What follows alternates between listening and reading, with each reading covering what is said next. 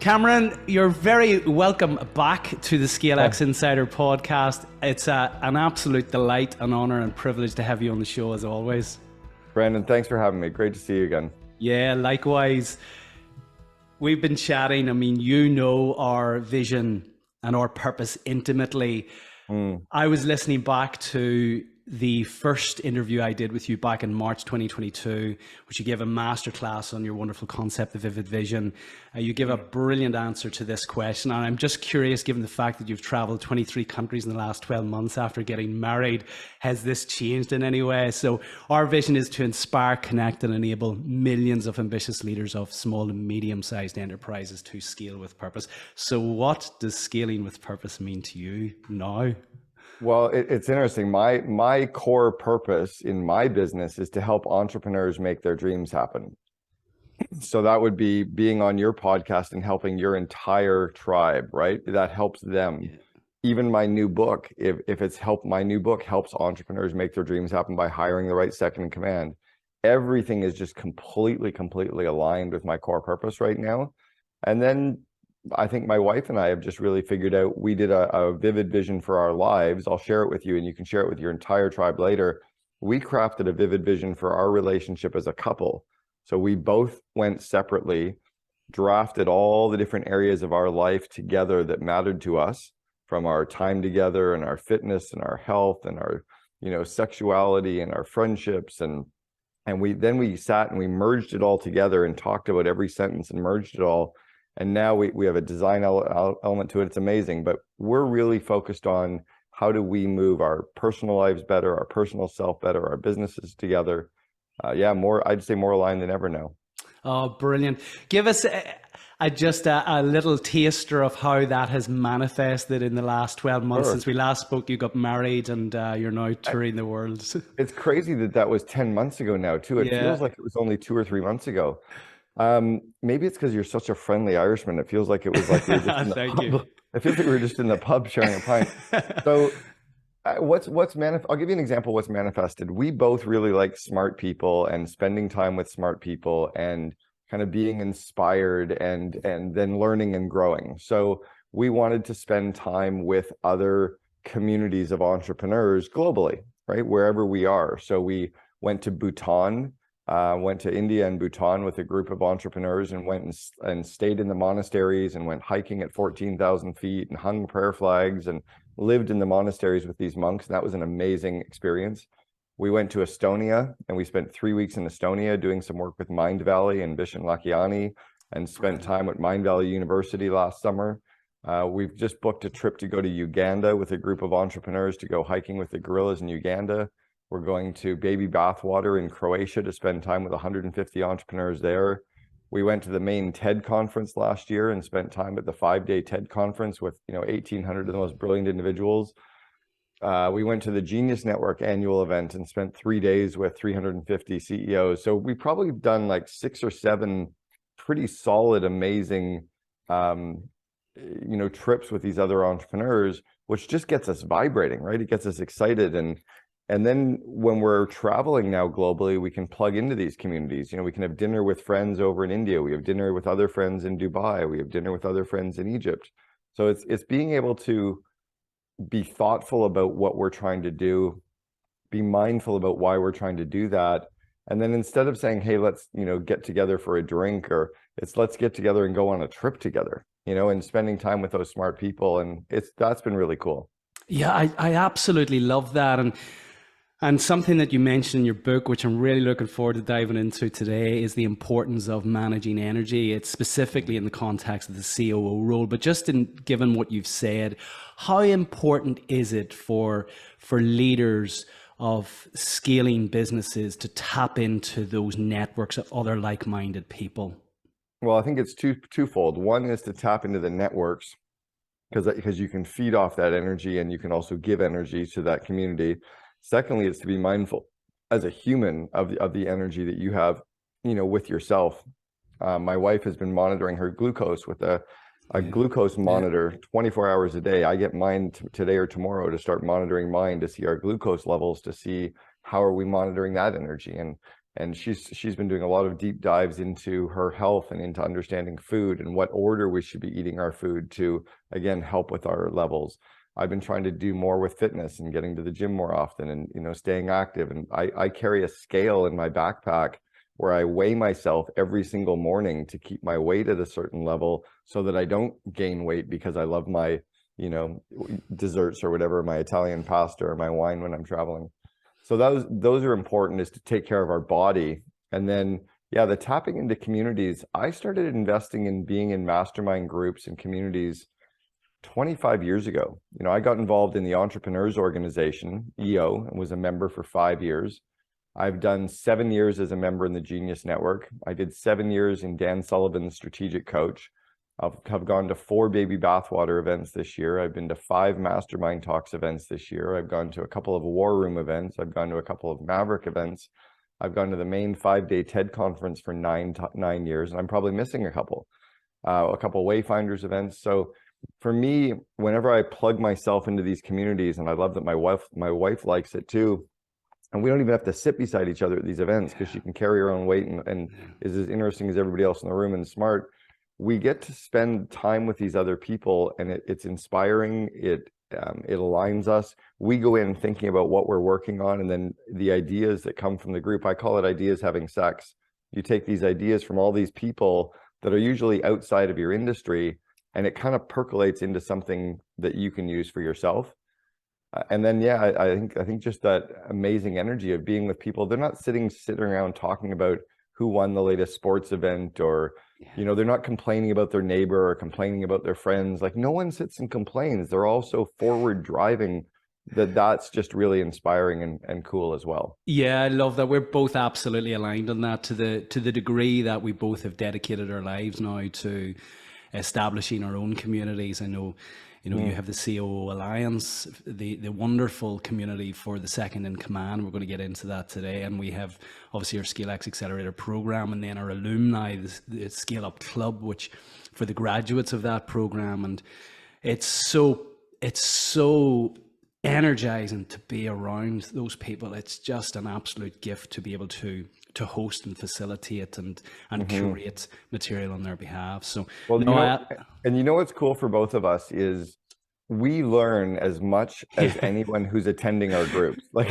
I'm sitting, because I'm not the teacher to the COO Alliance. I just facilitate. All of these second in commands come together over Zoom or in person, and I'm scribbling down notes and ideas the whole time I'm there. Sometimes it's even a topic I might be teaching, but I'm still scribbling down notes. I'm like, oh shit, I forgot I should do that more. Yeah. And then the second part of that is, I think it's really interesting to realize that we don't have to be the smartest person in the room anymore, right? We have to place ourselves in these rooms. It's kind of that whole adage of you're the average of the 5 people you spend the most time with. Well, your income is the average because they raise your bar, right? They get better ideas. You invest at different levels. Your health becomes the average of the 5 people. You spend time with a bunch of grumpy, negative people that sit around and eat pizza and drink beer. That's going to become your habit. But if you're around these people that wake up in the morning, they're off to yoga, and then they wake up and they're doing business events, and they're reading the next business book, and they're engaged, and they're thinking about their spirituality, all of a sudden it raises your game too. It's just better, because at the end of the day, none of this shit matters. We all die. Like, we may as well have the best experience in this life that we get, right? Yeah, and I love the quote that you always share. It's one of my favorites from Ram Dass. At the end of the day, we're just walking each other home, which is just beautiful. I love that. So, look, a huge congratulations to you, my friend. Your 6th book, which is just incredible. I mean, we released our first this year. I can't even contemplate writing a second, given what went into that.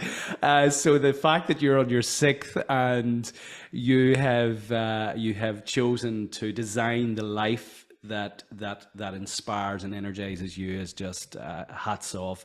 Wonderful book, The Second in Command, Release the Power of Your COO. I was privileged to get an early copy. Really, really enjoyed it, and I encourage. There we go. Wow, yeah, brilliant. So for those who are listening, Cameron held up a lovely copy, a physical copy of his new book. So it's released at the end of January. Likely before the podcast actually released. What I found, and I'm just curious, given that it's your 6th book, and we're going to get into your background a little bit for those who are not previously aware of your material, but I suspect our listeners will be. But this is playing right in your unique ability. Why has it taken 5 previous books to get to this book, which I would have thought this would have been your first?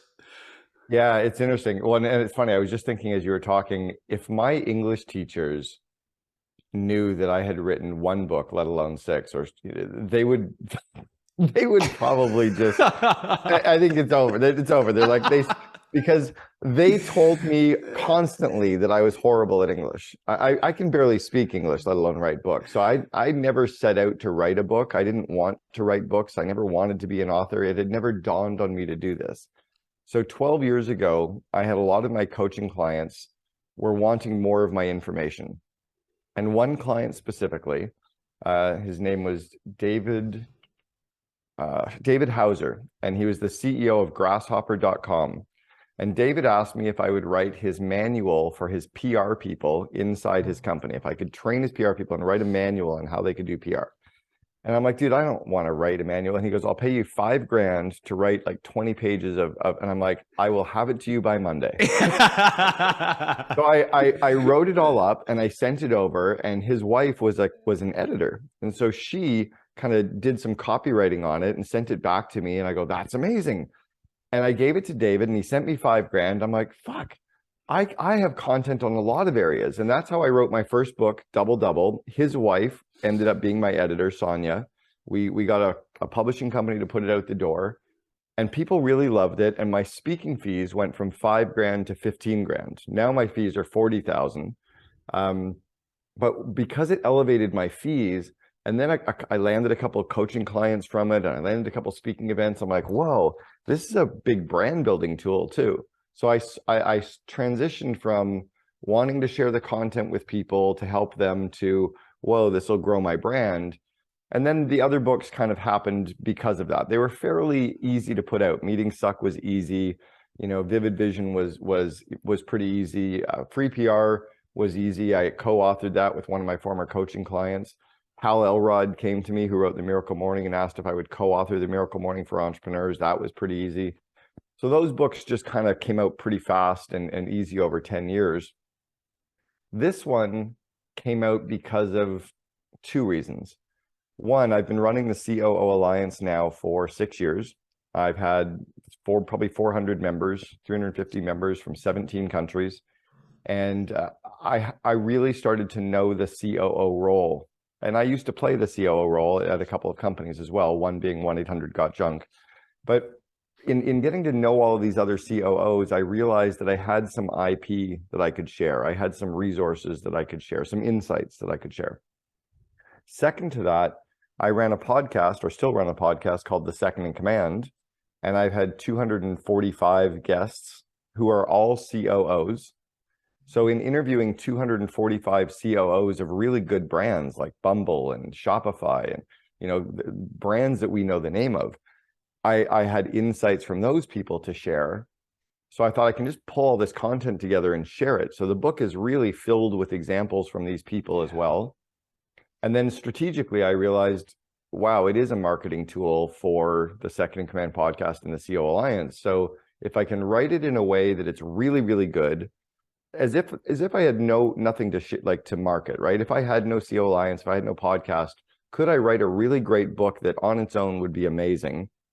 And if I could do that and weave in some marketing of the COO Alliance, it would be huge. So that's what I did. And I worked really hard on this one, and I'm really pleased with it. This is also the only book that I ever did the audio recording of. I went into studio in Dubai, read it for 2 days. Now I'm doing another reading of it again, sitting by the fire and reading each chapter for our YouTube channel. And every time I'm reading, I'm like, fuck, this is good. Like, it's really good. Well done, you. I agree with you, and I encourage all of our listeners to go out and get a copy. It will be released at the end of January. You alluded to it earlier, just to give the audience a sense of your own credentials in that role. You have a beautiful endorsement from Brian Scudamore, the founder of 1-800-GOT-JUNK. And you guys went on an incredible scaling journey, doubling revenues for 6 years. So if you just share with the listeners the kind of the abridged version of your experience with Brian. Sure. So I was Brian's second in command. I was his COO for 1-800-GOT-JUNK. And when I joined the company, I was employee number 14. I walked in the door, there were 6 vice presidents, 6 people in the call center, and Brian. There were 13 people. I was number 14. When I left 6.5 years later, we had 3,100 employees system-wide. We went from $2 million to $106 million in revenue in 6 years. So we doubled 6 years in a row. We doubled the size every year for 6 years. We gave up no equity. We had no debt. And we ranked as the number 2 company in all of Canada to work for. We'd also landed 5,200 individual unique stories in the media about our company before social media even started. There was no Facebook, no Twitter, nothing. So we'd really built this amazing company, and I was the COO, kind of reverse engineering Brian's vision to do that. Now, I mentioned this in the book, but I don't even think I gave it enough credit. Brian had an unfair advantage. Brian was my best man at my wedding 3 months before I started to work for him. So we knew everything about each other the day that I started to work. The second part is we had been in a mastermind group together called the Entrepreneurs Organization, and we were in a forum group, 12 of us, that met every single month for 4.5 years. And Brian saw me build 2 other companies, and I saw Brian building his company. So again, it's almost like we had a 4.5-year interview to get to know each other and like each other and respect each other. Day 1, I knew everything he sucked at and everything he was great at. Day 1, he knew everything about me, and he literally could have given me the passwords to everything. You know, we would have given each other our bank account information if we asked for it. So I think it's unfair for people to think that they can just go and do that and get it. But he also hired really well. I had built 2 other franchise companies. So I kind of unlock the secrets of everything that you need to get to that unfair advantage point as well. But that's what we did. Yeah. So we're going to get into that today in terms of unlocking the secrets, because our listeners won't have the advantage, or many of them, of getting to having that 4.5-year courtship, you know, within those intimate forums where you share personal and professional information about one another, about your companies, about your personal lives. So, you know, you do a great job of really breaking that down. So let's begin, because the COO for a lot of our listeners will be that title, Chief Operating Officer. Too big. Yeah, C-suite title associated with big corporates. Our listeners are those leaders of small to medium-sized enterprise seeking to scale. So just put, I like the second in command. Let's debunk or break down this title for those who are listening, so in language that they can understand. So I'll give an analogy that'll make sense to everyone. If you're running a finance department in a company, right, all the money side of the business, and you're the head person in the finance group, you could be a controller, maybe a director of finance, maybe a vice president of finance, or maybe a CFO. If you're the head of the marketing division, you could be a director of marketing, or a marketing manager, or a VP of marketing, or a chief marketing officer. So the COO title has become very popular, but do not give out big titles in any business area too early in your company's growth. Brian admittedly gave out titles that were too big at 1-800-GOT-JUNK too early. When I walked into the company and there were 6 vice presidents and 5 of them had no direct reports, I'm like, those aren't, and they were only paid 120 grand each. Those weren't vice presidents, they were directors, right? So you end up giving away these titles that are too big, and that has the person going online and trying to think what they should get paid. And they're like, hey, COOs get paid 400 grand. Why am I getting 120? Well, you're not really a COO. Well, then why did you call me one? And so I think of the title has to be commensurate with a couple of things. The title that you give the person has to match the roles and responsibilities, has to match the metrics that you'll measure their success by, or that they're accountable to, and it has to match the compensation that you're willing to pay them. So we can actually share this later with your tribe if you'd like, but I have a salary survey that we send out where COOs from all over the world enter their salary, their bonuses, the size of the company, number of employees, their age, whether they're male or female, and their exact title. And you really get a good glimpse in this spreadsheet of the actual data points of what titles and salaries and comp comparables are actually really worth. Oh, so great. It's just something to be mindful of. Yeah, let's do that. We put that in the show notes. Sure. So, this really, it can be given a myriad of titles. The second in command really is a generic title that captures all. How do we distinguish between, or how do you distinguish between the COO role, that second in command, and let's say the founder or CEO? So what happens is that as a company starts to grow, and I think of it as like the ones and the threes. When you're starting a company, it's just you. You're the founder, it's just you. You do everything, right?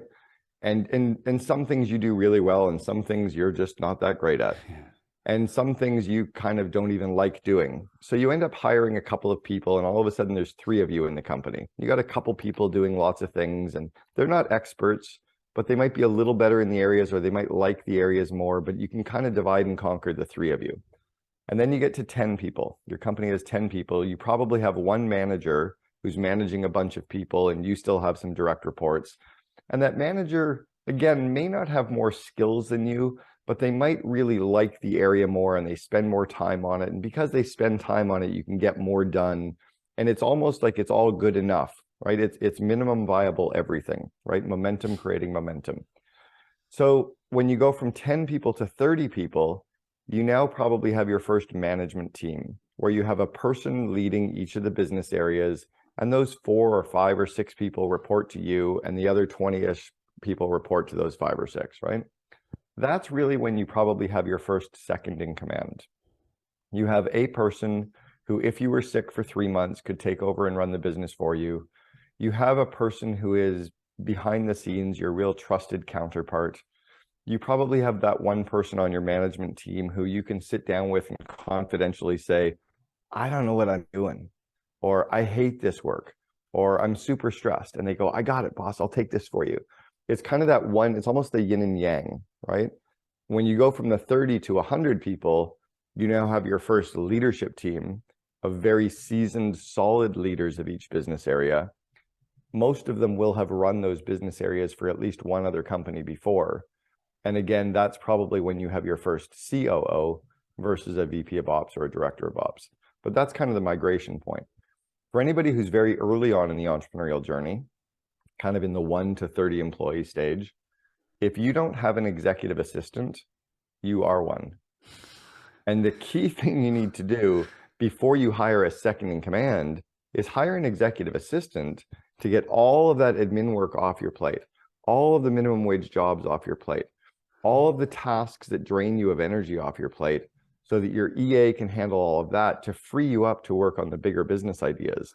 And then when you've got too many of the bigger stuff, then you can really get the first second in command. Yeah, I love that. I had Jack Daly on the podcast. Jack's the guy who first said it. Yeah, it's so profound. So essentially, and I can relate to this. The exec assistant precedes, and maybe can graduate into the role, but certainly precedes that COO. They might be able to graduate into a director of ops role, but it's going to be very, very hard for an executive assistant to ever move into the C-suite. And unless they've had a number of companies under their belt, it's too big of a stretch. Or unless your company scales by 7 to 10% a year for 10 years, and they can kind of grow with you. But if you're on a real rapid growth trajectory of 25% or more annually, you really need to start hiring the people that have done it before. You can't just hire for cultural fit. You need to hire skills as well. So let's get into that. Those listening, many of them will relate to, will either be sitting in that 10 to 30 band or the 30 to 100 band. Where do they start in terms of the process of actually, if they don't have this second in command already in place? Let's get super practical. Yeah. Where do they start? It's really, so Dan Sullivan, who started Strategic Coach, created a really interesting system called the activity inventory. And the activity inventory is when you sit down and you think about all the stuff that's on your plate. So the great exercise that I try to explain to people is pretend that someone followed you around with a video camera for an entire month, almost like Gary Vaynerchuk, right? You've got somebody videoing everything you do for 30 days. And then play back the video and write down everything you see yourself doing. I did a media interview. I booked a flight. I went to a one-on-one meeting. I showed up at the leadership team meeting. I reviewed the dashboard. I reviewed the financials. I opened emails. I replied to emails. You might end up with 80 or 90 things that you do over the course of a month, right? Every task. So I open up a spreadsheet and I write down every single task, one task per row in column A of the spreadsheet. So now I've got all these things, right? 80 or 90 things that I do. In column B, I categorize each task in one of four ways. Either I for incompetent, meaning I suck at it. C for competent, meaning I'm okay at it. E for excellent, meaning I'm really, really good at it, but I don't necessarily love doing it. And then U for unique ability, which is the stuff I really love to do. I'm really, really good at it. I get energized by doing it. That's column B. Column C, and this is what I've kind of added to the model. If you were to pay someone just to do that one task every day, all year, right? What would you pay as the hourly rate? What would you pay to clean toilets? What would you pay to open emails? What would you pay someone to book flights? What would you pay someone to do speaking? And then you end up with this long list of things with a price associated to them. So the first thing the CEO needs to do is say, who can I push or delegate all this stuff off to? Can I get it out to an EA? Can I get it out to other people? At some point, you end up with a basket of things that you really need a true second in command to do. You're going to take all the stuff that drains you of energy, all the things that you might actually just be excellent at, and you're going to hire somebody who loves to do those things, right? I hate finance.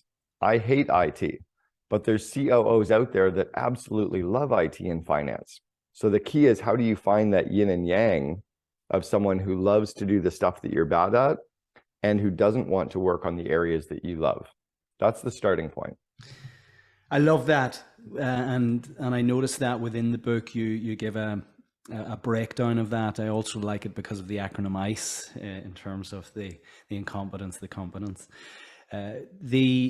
So moving on, we've now got an understanding, and certainly for those founders, as they begin to scale their companies, they're taking on more and more and more. Taking the time to do this is absolutely fundamental to actually creating a level of awareness in the first instance. Well, and if the CEO is ever saying to themselves, I don't have time to do this deep work or this thinking work or this strategy work, it's time to hire a second in command, because the CEO needs to have time to think, to be strategic, to do networking, to go to the mastermind groups, to stay at the 30,000 foot level or at the top of the mountain, looking at where we're going, and then coming back to tell the team where we're going and then getting out of their way again. But if the CEO is spending all their time managing people or just trying to keep it all together, you have no time to really grow people. The reality is the leader's job is to grow people, to grow their skills and to grow their confidence. And if any leader is so stretched that they don't have time to really grow their direct reports, to really remove obstacles for them, to help them, to mentor them, to coach them, to cheer them on, if the leader doesn't have time to do that, then the leader is too stretched. Yeah, and something that, again, that really resonated, and it's the term I use myself, the acronym CEO, don't think of it as Chief Executive Officer, but rather Chief Energy Officer. And if your energy is leaking and dissipating as a result of doing things that you absolutely hate, then again, what we're saying here, this is the trigger for you to actually get it. If you're in the early stages of scaling, the executive assistant. If you're in the more mature stages of scaling, then looking for this second in command, the yang to your yin. Yeah. And you know what else is super interesting is there's a time period that a COO might be a good fit for your organization and might not be. So I was a great COO for 1-800-GOT-JUNK from the 2 million to 100 million, but I was the wrong guy to take it from the 100 million to the billion. And then now they then replaced me with the former president of Starbucks, United States. She came in and thought, what a cute little company. Meanwhile, I'm pulling my hair out because it was so big. She only lasted a year. She was too corporate, was too bureaucratic, didn't fit. So Brian replaced her, and then finally found a guy named Eric Church, And Eric has been the COO for 1-800-GOT-JUNK and ODE brands for almost 10 years now. What's weird is, and he's been amazing, he's taken it actually went, after I left, it went from 100 million down to 70 million. Eric came in and took them from 70 million up to 450 million. Now, Eric as COO would have been horrible in the first 6 years. And the reason I know this is Eric and I have been friends for 35 years. Eric and I, this is so weird. Eric and I started a fraternity together in 1987 in Ottawa, Canada. Get this though, I was president the first year and Eric was president the second year. Now, I also recruited Eric and got him into a company called College Pro Painters. So I know his skill set. Eric didn't know the franchising world well enough to have taken them from 2 million to 100 million. He wouldn't have been horrible because he didn't know how to do the things. But I didn't know how to operate a big business, and that was where he was really good. So there was a time period that you have to be the right person at the right time. And Brian talks about that as well in the book for me. You've hit on something there, which we certainly, as we scaled across 6 continents to almost $150 million in revenue from about $5 million in revenue, 700 people operating across those 6 continents. And at a time when we were growing, I joined very similar to yourself. There was 15 people in the business. And as we were scaling, we were keen to and revered the executives looking from beyond in these much larger companies, imagining what it would be like to attract that caliber of person in. When we did, and there's different ways of doing that, but when we did, we found that it was oil and water. The environment that they were used to, operating within and applying their unique ability just wasn't. It was the spanner for the wrong nut. So you've hit, like, the fact that Eric was able to actually go down into the weeds of it, and it's, a $70 million company isn't a small company by any stretch, but you're still doing small company stuff at that stage in terms of the structure and the format. For him to take it to that level required him to not only roll the sleeves up, but actually think in a much more, let's say, corporate way and make that transition. Mm-hmm. Can you speak to that, Cameron? Yeah, and it's interesting because I didn't understand the difference between the DNA or the behavioral traits or the cultural fit of a corporate person until I hired one. Yeah. And I'll tell you the story because it turned out to be amazing at the end of the day, but not because of why I thought it would. I hired this guy named Richard Bender. Richard and I are still friends 22 years later. Richard I hired as my director of marketing, a very small 1-800-GOT-JUNK. And, we had one person in marketing and he was going to build out the marketing team. And Richard had been the vice president of marketing for McDonald's Canada, the vice president of marketing for Dairy Queen Canada, had worked for a marketing agency. And I was like, gosh, he's going to be great. And he came in, and on the first day, he asked me, who fills out our FedEx slips? And I was like, what? You do. Like, if you need something shipped, do it. Like, if the toilet overflows, fucking mop it up. Yeah. And he couldn't comprehend how he would have to do such a menial task. And I'm like, oh shit, wrong guy. So 3 months later, we killed it. And he ended up, where the heck he ended up, but he ended up buying eventually the Vancouver franchise for 1-800-GOT-JUNK and has owned it now for the last 18 or 20 years and has been a fantastic franchisee. But yeah, the corporate person is very often a misfit. So you really have to look for both the behavioral traits, the core values of the person, and the proven skill set. And just because they ran a big company doesn't mean they know how to grow a big company. And that's the distinction. So let's get into that, because you call out specifically the behavioral traits that the CEO or the leaders of the company who are contemplating a second of command should really consider to have in the second in command. So can you speak to the behavioral traits that we should be looking out for when we're appointing the second in command? Yeah. So, let's say that you have a very entrepreneurial, bob and weave, kind of make it up on the fly culture. You need someone who fits that.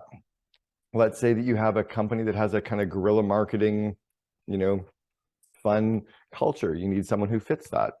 Let's say you have somebody who, you have a business that is focusing on, government relations or, IT or finance, and that you need someone who fits that.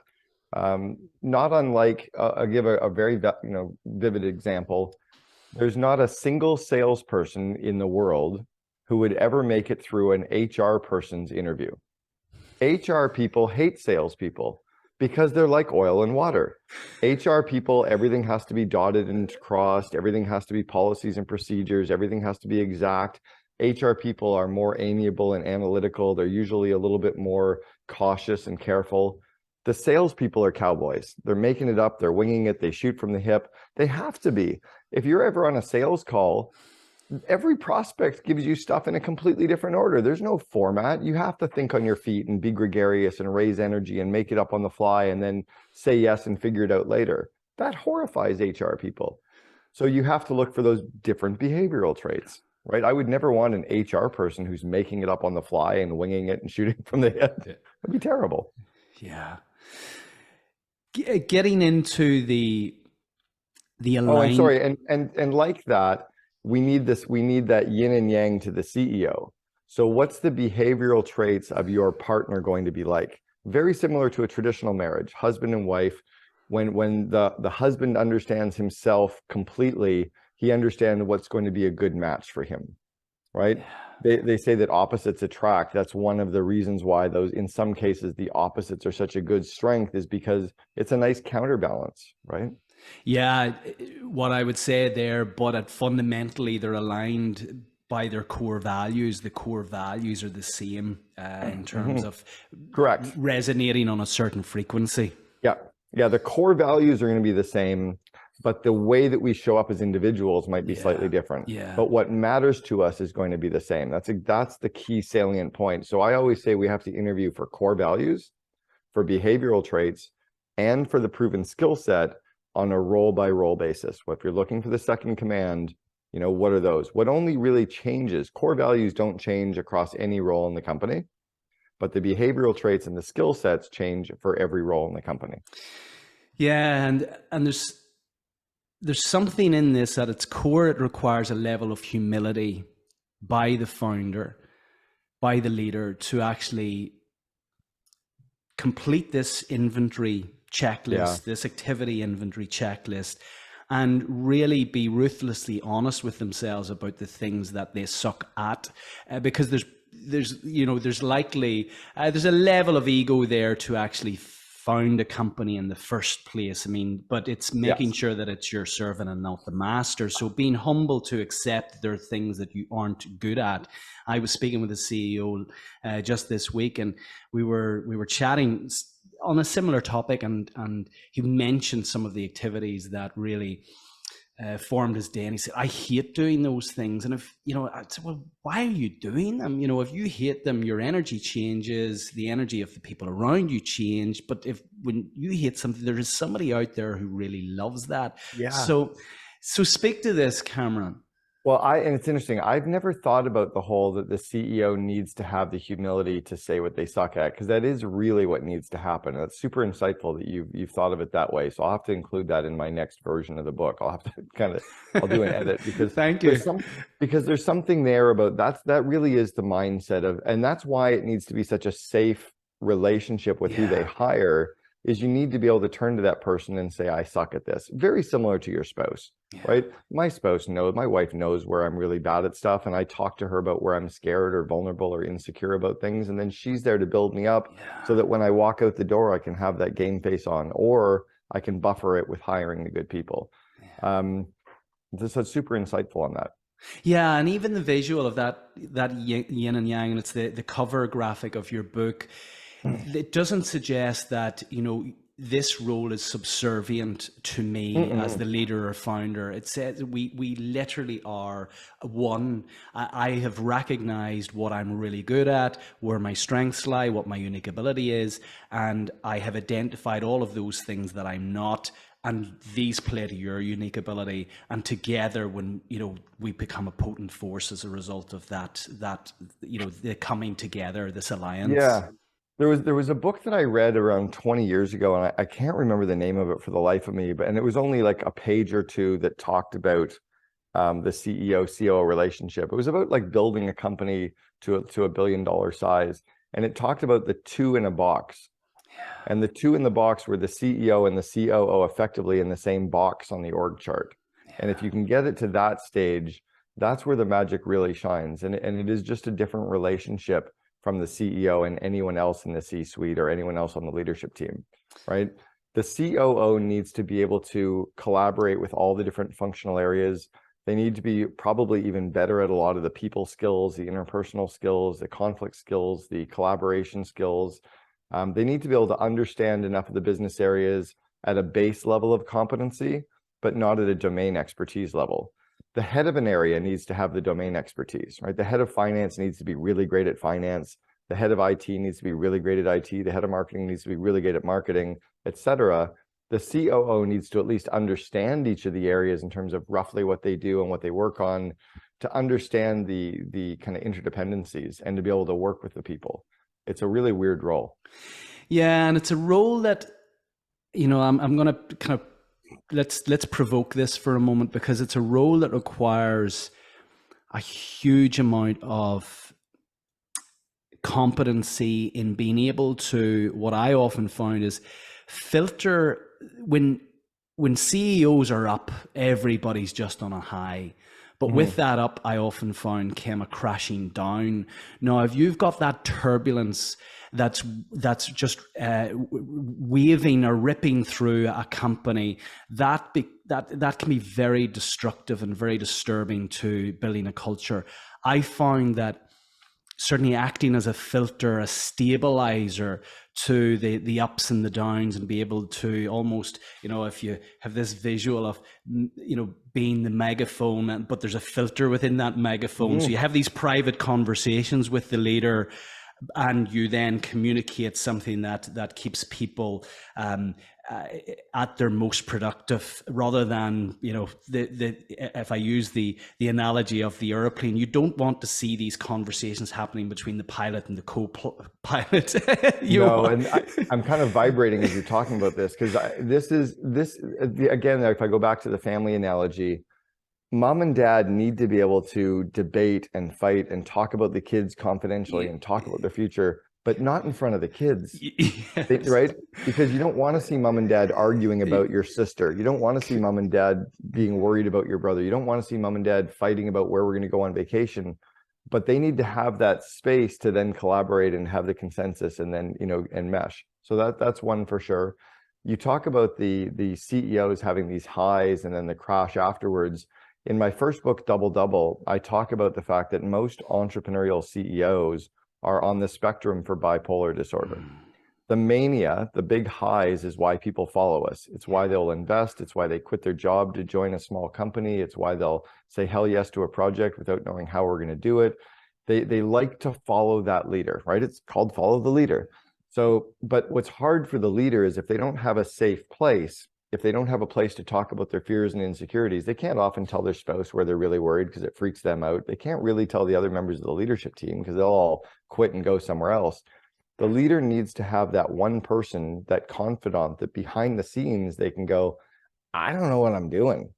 I'm nervous about this. I know we're making this big bet, but I'm fucking scared. And the CEO can go, I gotcha. You keep going out there as the good energy, right? As Jack Daly calls the chief energizing officer, and I'll stay behind the scenes and play cleanup.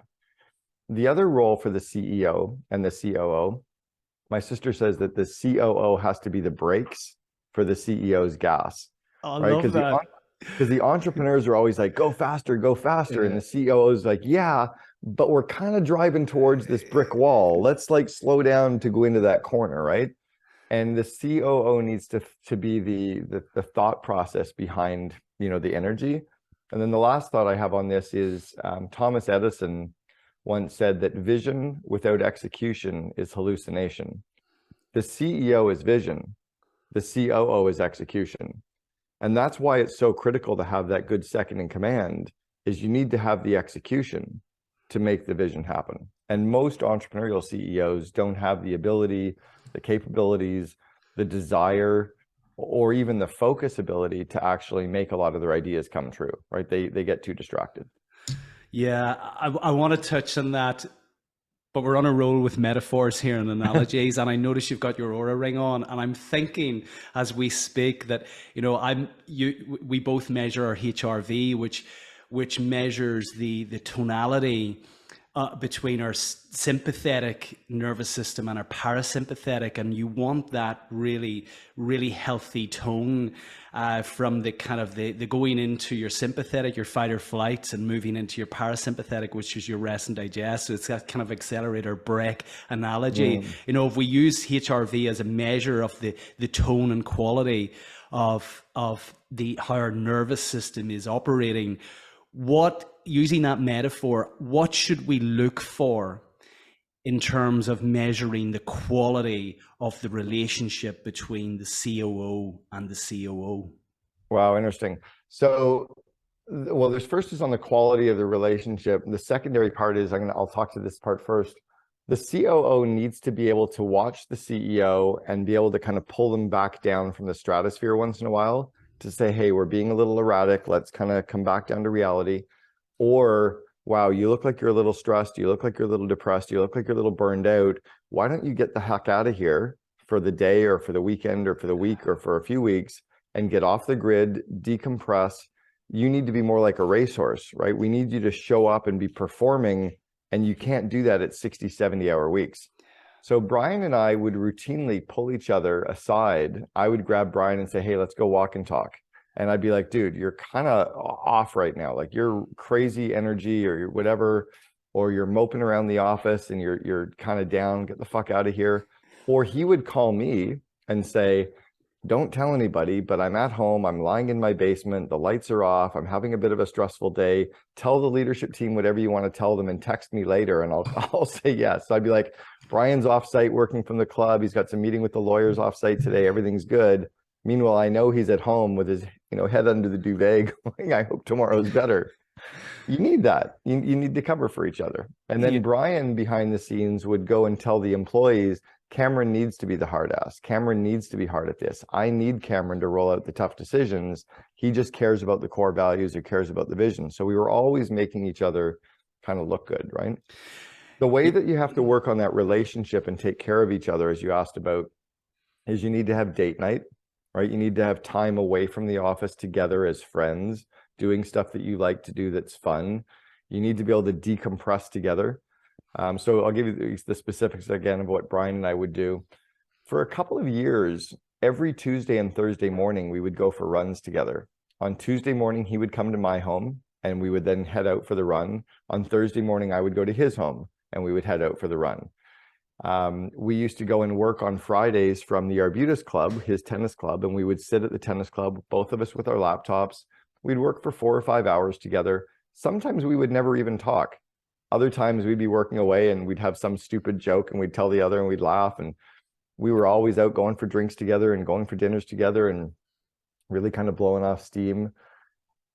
We would also just kind of get away from the office and go on retreats, just the two of us. We would go away for 2 days to a chalet up at Whistler or Brew Creek Lodge or his parents' cottage on Bowen Island. And we would just spend time, just the two of us, thinking about the business, thinking about the team, collaborating together.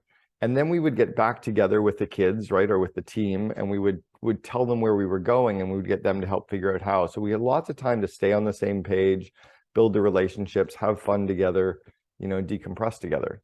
Yeah, I completely can relate to this so vividly. We used to go away skiing for a week every year. I was speaking about it earlier, and that was the time when you got away and over a beer you'd say, look, what worked well last year, what didn't work so well, where's our relationship at the moment, and it was a reset for the next 12 months and so critically important. And maybe others within the business maybe didn't fully appreciate that time that we spent away, but it was so critically important.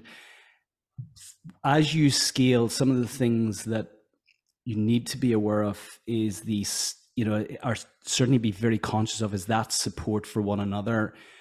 What do you need to be mindful of also as the pressure comes on in terms of ensuring that support for one another? What are the warning signs that actually, something's happening here in the context of this relationship that I need to be aware of? I guess one is to just be mindful that you're always watching the other person to help them remove obstacles and to help them, get better in their role. So it's confidentially behind the scenes showing the other person their blind spots. I speak about the emperor's new suit, right? And it's the old Aesop's fable about the king is getting these clothes made, and he's got this magic tailor who's building this beautiful suit of clothes, and everyone in the room is going, there's no clothes. You're trying on nothing. He's putting air on top of you, pretending it's this magical light suit. And the king goes out marching in the parade, and he's just wearing his underwear, and this little 3-year-old goes, but the king is naked. And it embarrasses the king. So behind the scenes, someone needed to tell the king he was naked, and no one had the courage to do that. But if you did it in front of everybody else, the king would get upset. So behind the scenes, I needed to be able to say to Brian, dude, you're screwing up. Like you're missing this, or we're not doing this well enough. And I do it in a safe place.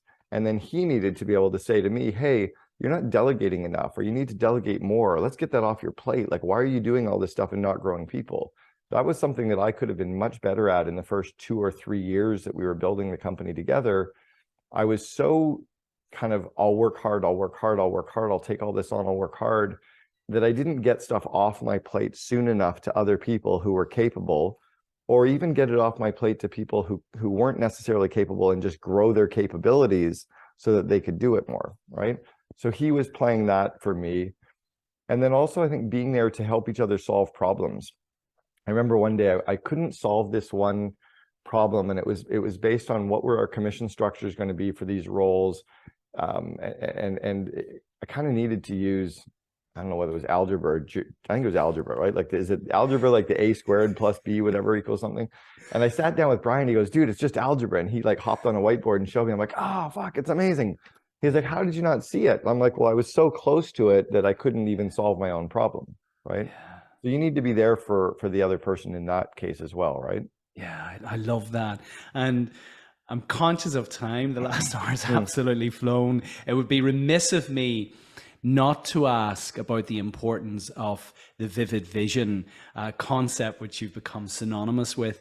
In the context of this relationship, in terms of bringing the right person on board, that person being accountable, and ultimately measuring success. Well, the day that I decided to join Brian as, his second in command at 1-800-GOT-JUNK, he handed me his vivid vision, what he called his painted picture. It was a 2-page document. I still have a copy of it, that described 1-800-GOT-JUNK in 2003, described the company 3 years later at December 31st, 2003. And I remember reading it and going, I get it. I can see this. And I liked the vision of what he was doing. And I also thought of so many different things that I knew how to do to make that vision come true. Like, I can make that sentence come true. I can make that sentence. I can make this whole paragraph come true. What's cool is it was 2 years before that, Brian and I both learned the vivid vision concept the same day from an Olympic coach. And we were both using it in our prior companies. So I liked his vision. I understood his vision, and I saw myself in his vision. So that's critical, that a CEO can hand that vivid vision to attract people who are excited about making that come true. Fast forward to December 31st, 2003, we'd made it all come true. It was incredible how much, but Brian walked up to my desk that day and dropped the 2006 vivid vision on my desk. And I remember this so vividly. He started laughing and he ran away and he goes, I have no fucking idea how you'll make this one come true. And I started reading it. I'm like, holy shit, this is big, because it was describing the $100 million company. We were only 16 million. Wow. We were 16 million that day. And he showed me the $100 million company. Wow. 3 years later, we were at 106. So it was a fun journey. But yeah, it's a critical tool to align people, to inspire people. And it helps to give the leadership team and the employees the same level of intuition that the CEO has, because you all are starting to make decisions with that same gut, because you know it's aligning with that same shared vision that you have of the future. Yeah, I absolutely love that. And I encourage everyone to go back and listen to the masterclass you gave on this in season 4, episode 3. You're only the second guest that I've had back on for a second time, Cameron. I hold you Who was the first? Great reverence. It was Ryan Gottfredson, a wonderful guy who wrote the great book, The Elevated Leader and Success Mindset. So he was releasing his second book, and it brought Ryan on. Another, just a great guy. So thank you. So I want to thank you for your wonderful wisdom, your time and energy again today. Before we move into the close, is there anything in the context of the second of command that we haven't touched on today that you feel that you should share with the listeners before we move into the close? Yeah, and it's I don't think almost ever talked about, or very, very rarely talked about. I heard recently that a spouse at times can be there for a reason or a season or a lifetime. And I think often the COO can be there for a reason or a season or a lifetime as well. That it's not necessarily a failure to at some point need to stop working with that COO to bring in the next COO. My skill set started to break down at the $100 million mark. I didn't have the DNA or the skills, nor could I have necessarily learned I probably could have learned some of the skills, but I didn't have the DNA to be the 100 million to the $1 billion COO. So when Brian sat me down at that 100 million, it was a Thursday morning, and we were having breakfast in Vancouver, and he said, I think it's time. I think we're done. And I started to cry, and he started to cry, and I literally fell apart, and he made me take a taxi home that day because I was incapable of doing the 12-minute drive. He was right. He was right that it was the next era. And I was okay with that. It took a while to understand that. And a few years later, I got divorced from my first wife, and it was super hard to get divorced. But now I look back at that and go, that was the right relationship for that time. And it would have been the wrong relationship forever. But we could have respect and like each other as humans and still co-raise our kids together. But it was a good relationship for a season. And I think you have to recognize that at times, just because that COO has been with you or any leader in your company, it can be there for, the key is to exit that relationship in a good way, and in a respectful way, and in an integrity-based way, so that person can go on to their next chapter, their next season, right? That is so profound. The hairs at the back of my neck are standing up. And it's something that you and I will hear a lot from CEOs who are scaling a business, that they really wrestle with the relationship they've had with people who have been there from the start, and they struggle with how to have the conversation. But what I often say, it's the most compassionate thing to do when you see somebody who you really value and somebody who's been with you along this part of the journey really struggling, unless they're up for the journey, unless you feel that they want to go on with you and are willing to embark on the training and the leadership journey that's required there, then the best thing to do is to have that conversation and to create a space for somebody who will absolutely love and relish the next part of the journey, and you release that person to get on with what they really like doing. And life's too short, as we mentioned. It's too short for all of them. And I think just trust your gut on how to have that conversation, because at the end of the day, we're all just humans, right? We're all, I think we're all 16-year-olds trapped in adult bodies. What do they say about men? We never really grow up. We just learn how to behave better in public. Well, so some of us do. Moving into the close, the question which I always ask, and I mean, your experience, even in the last 12 months since we last spoke, has been so rich. Can you share with our listeners 3 timeless takeaways? 3 timeless takeaways. Wow. Well, I mean, one, and I've said this for a few years now, is none of this actually matters. this is just what we do to make money. At the end of the day, as Ram Dass said, we're all just walking each other home. So, enjoy the journey, have some fun along the way, and is one. Second is to remember that I think everyone is actually struggling with something, right? Every single person that we encounter at work, in our businesses, customers, suppliers, employees, they're all hurting with something. They're struggling with a relationship, with a spouse, with financials, with a health issue, and to be cognizant of that we're all just trying our best, and at the end of the day, to connect with them as well.